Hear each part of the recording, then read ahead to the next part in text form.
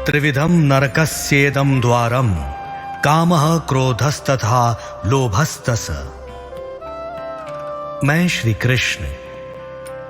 कुरुक्षेत्र की रणभूमि पर मैंने ही बताया था मेरे मित्र अर्जुन को कि क्रोध नरक का द्वार होता है। मनुष्य अपने क्रोध में दूसरों को जितना जलाता है उससे कहीं ज्यादा स्वयं जल के राख होता है। उस जलन की पीड़ा को जरासंध महसूस कर रहा था। अभी मगध के सिंहासन पर विराजमान था जरासंध, पर उसके मन में शांति नहीं थी। उसके सामने उसकी प्रजा झगड़ रही थी, अपनी समस्या का न्याय मांगने आई थी, पर उनके न्यायाधीश मुझसे बदला लेने की सोच में मगन थे। यही तो है मेरी लीला कि मेरा शत्रु मेरे भक्तों से ज्यादा मेरा ध्यान करता है। और मेरा विनाश करने की सोच में डूबा जरासंध अचानक उठा और अपनी दुखी प्रजा की तरफ देखते हुए गुर्राकर बोला, इन सबको मृत्यु दंड दे दो। राजसभा में सन्नाटा छा गया। प्रजा के होठों की आवाज चली गई। लेकिन तभी एक पल बाद वो एक साथ चिल्ला पड़े।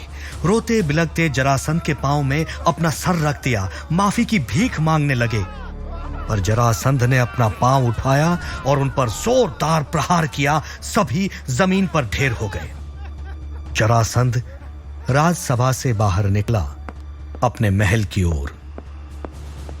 समय से पहले महाराज को महल के अंदर आते देख सेवक और रक्षक डर से सिहर उठे, जैसे सांप ने उन्हें सूंघ लिया हो। पर जरासंध ने उनकी तरफ देखा भी नहीं और विशाल महल के गलियारे में आगे बढ़ता गया। लेकिन तभी वो अचानक रुका। उसके सामने दीवार पर एक चित्र टंगा हुआ था, उसके दामाद कंस का, जिसकी मृत्यु का बदला लेना जरासंध के जीवन का लक्ष्य बन चुका था। पुत्र की तरह प्रिय दामाद की तस्वीर पर फूलों की माला देखकर जरासंध की आंखें नम हो गईं और उसके हाथ ने उस तस्वीर को छुआ।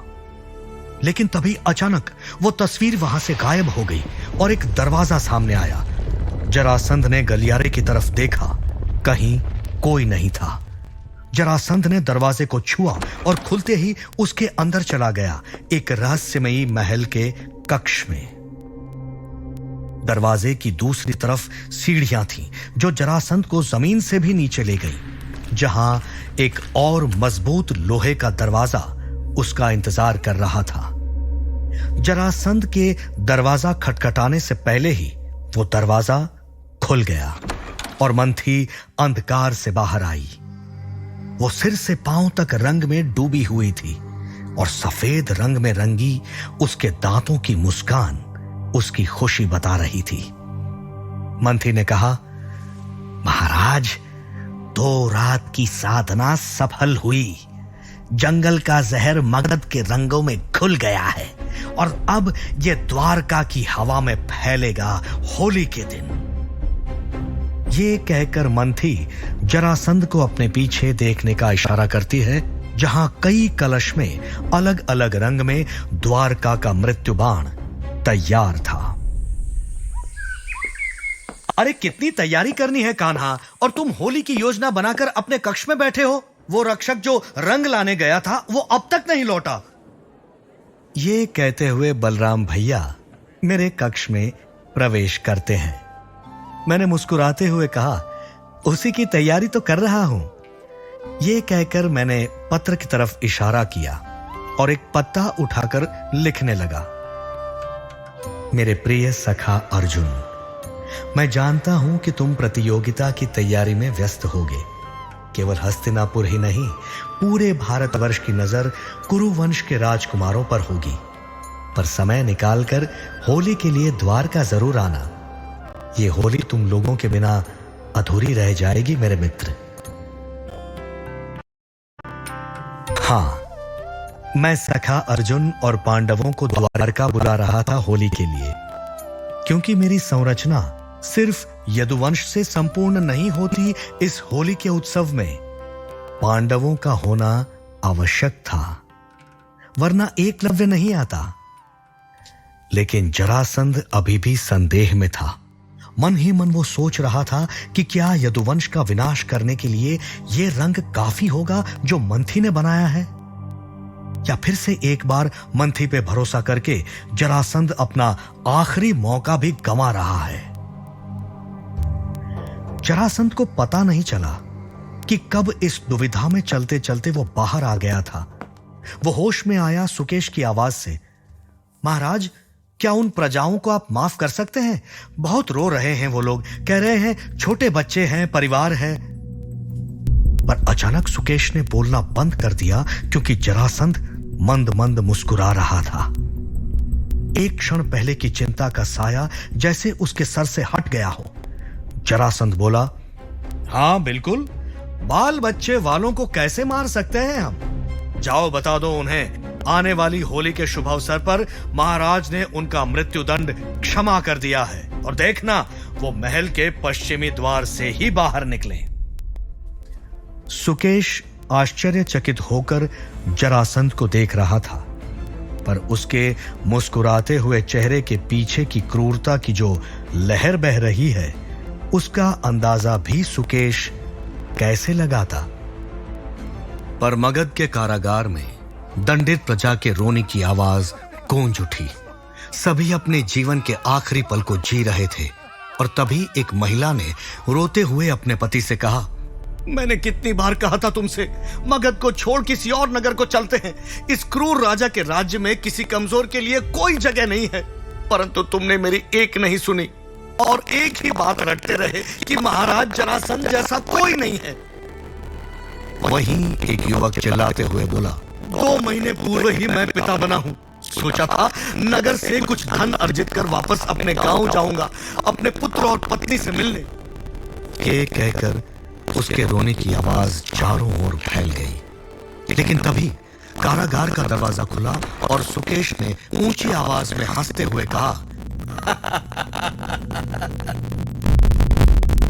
महाराज जरासंध ने तुम सभी का मृत्युदंड माफ कर दिया है।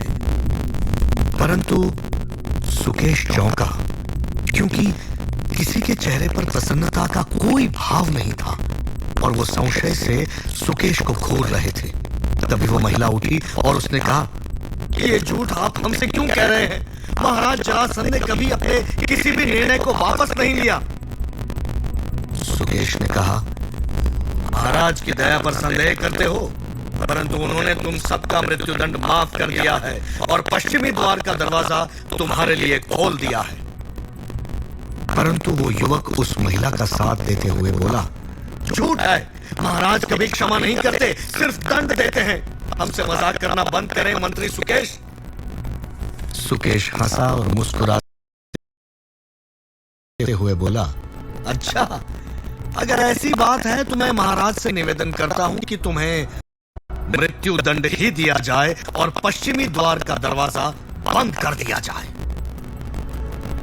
सुकेश को सुनते ही सभी उठे, जैसे उन्हें यकीन हुआ हो, और कारागार से भागते हुए पश्चिमी दरवाजे की तरफ बढ़े। आधे पहर के बाद मगध की प्रजा भगवान का स्मरण करते हुए, कांपते हुए पश्चिमी द्वार की तरफ बढ़ रही थी। उन्हें पता नहीं था, महल के तीसरे माले की खिड़की से जरासंध उन्हें टकटकी लगाए देख रहा है। लेकिन तभी एक प्रजा की आंख वहां रखे हुए गुलाल के बड़े से थाल पर पड़ी। जीवन मिलने की खुशी में उसने गुलाल उठाया और चीखा, जय महाराज, महाराज जरासंध की जय हो। जैसे ही उसने गुलाल हवा में फेंका, उसकी खुशी चीख में बदल गई, और उसकी दर्द भरी आवाज में बाकी सारे लोगों की चीख मिल गई। वो लोग एक कदम और आगे बढ़ा नहीं पाए, क्योंकि उनकी त्वचा गलकर जमीन पर गिरने लगी, और अचानक चीखने की आवाज बंद हो गई। पश्चिमी द्वार के सामने पड़े थे कुछ विकृत मरे हुए शरीर। ऊपर खिड़की से जरासंध के चेहरे पर अंततः मुस्कान आई। मंथी जो जरासंध की बगल में खड़ी थी बोली, सिर्फ ये 10 मृत शरीर मत देखिए महाराज, देखिए पूरे यदुकुल की लाशें जो द्वारका की हर राह पर बिछी होंगी, और उन लाशों के ढेर में सबसे नीचे कृष्ण। जरासंध हामी भरते हुए बोला, कल रवाना हो जाओगे तुम लोग द्वारका के लिए।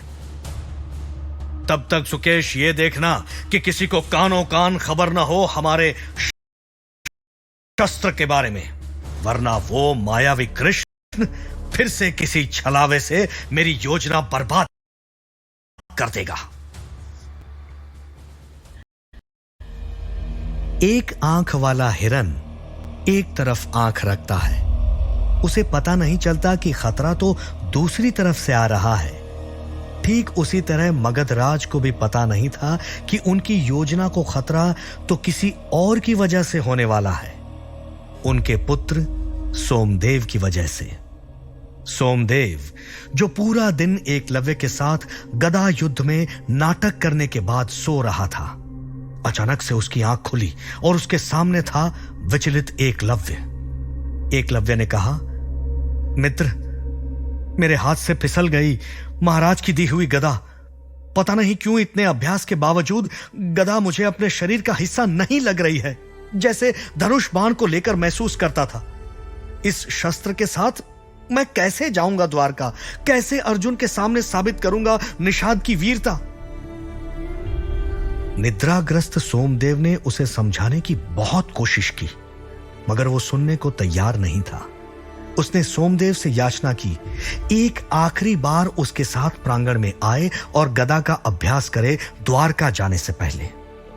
और प्रांगण में आकर सोमदेव से हो गई सबसे बड़ी गलती। काफी दिनों से जमा हुआ गुस्सा उसके छल की चादर को भेद कर बाहर आ गया जब एकलव्य ने अपनी गदा से उसके ऊपर प्रहार किया। जवाब में सोमदेव की गदा उठी और जरासंध पुत्र के एक वार से एकलव्य के हाथ से गदा गिर गई और एकलव्य मुंह के बल धरती पर गिरा। यह देखकर सोमदेव के पांव जमीन पर जम गए। इतने दिनों से बना झूठ का महल गदा के एक ही प्रहार से उसने तोड़ दिया। ये क्या कर दिया उसने? एकलव्य को उसकी ताकत की असलियत बता दी। सोमदेव भागते हुए एकलव्य के पास गया और बोला,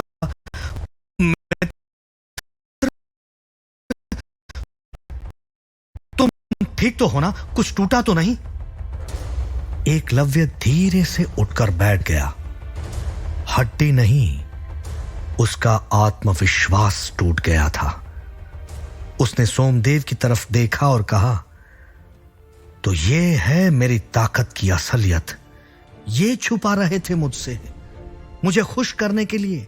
ठीक से शस्त्र भी नहीं पकड़ सकता हूं मैं। किस मुंह से जाऊंगा द्वारका?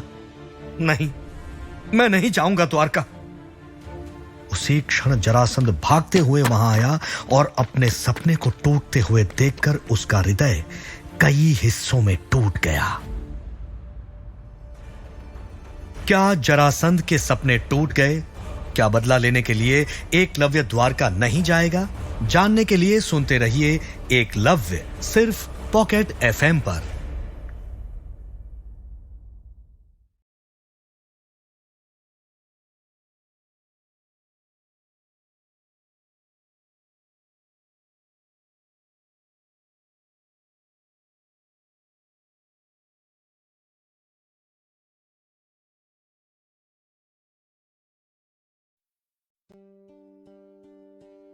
किस्मत का खेल भी ना बड़ा अजीब है।